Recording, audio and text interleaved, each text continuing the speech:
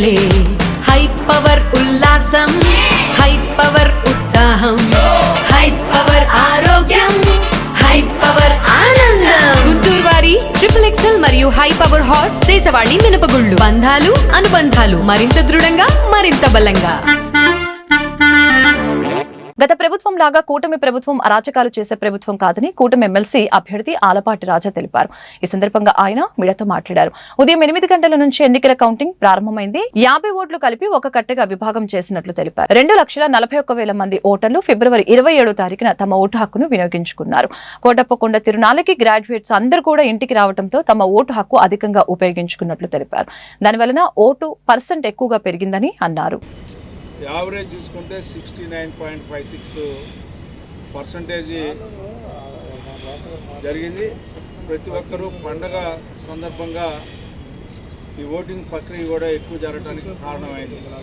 ఎందుకంటే ఈ 2 జిల్లాల్లో కోటయ్య స్వామిని చూడటానికి ఆ రోజు పండగ సందర్భంలో అందరూ గ్రామాలకి రావటం, పట్టణాలకి రావటం, ఆ రకంగా ఓటింగ్ % కూడా పెరగడానికి కారణమైంది. అయితే ఈరోజు నాకు గొప్ప అదృష్టం ఏంటంటే 33 నియోజకవర్గాల్లో ఉన్నటువంటి ఎమ్మెల్యేలు, ఎంపీలు, మంత్రులు, మరి ముఖ్యంగా ముఖ్యమంత్రి గారు, అదేవిధంగా యువ నాయకుడు నారా లోకేష్ గారు నాకు ఓటేసినటువంటి సందర్భం.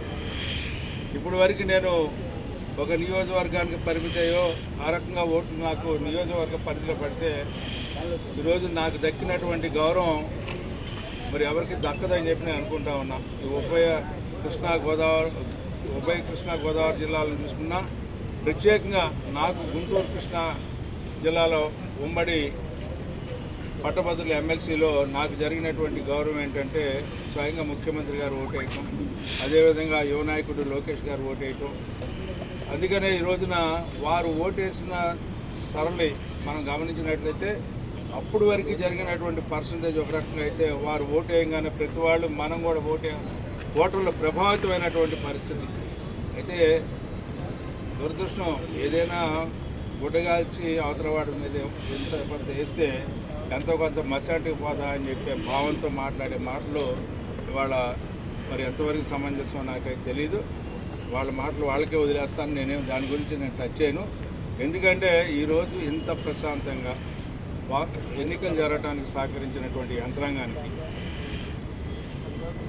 పోలీస్ యంత్రాంగానికి, అదేవిధంగా కార్యకర్తలకి, నాయకులకి, ఎమ్మెల్యేలకి, మంత్రులకి, ఎంపీలకి, మరి ముఖ్యంగా కూటమి నాయకత్వానికి, ప్రత్యేకంగా పవన్ కళ్యాణ్ గారికి, పురంధేశ్వరి గారికి, అదేవిధంగా బీజేపీ నాయకత్వానికి, జనసేన నాయకత్వానికి, వీరందరికీ కూడా నా హృదయపూర్వకమైనటువంటి ధన్యవాదాలు తెలుపుకుంటా ఉన్నా. విజయం అనేది సత్యం. ఎందుకంటే ఓటింగ్ శాతాన్ని చూసాం, సరళిని చూసాం, విధానాన్ని చూసాం, ప్రతిపక్షాల యొక్క మాటలు చూస్తూ ఉన్నాం. కాబట్టి నేను వేరేగా చెప్పుకోవాల్సిన అవసరం లేదు.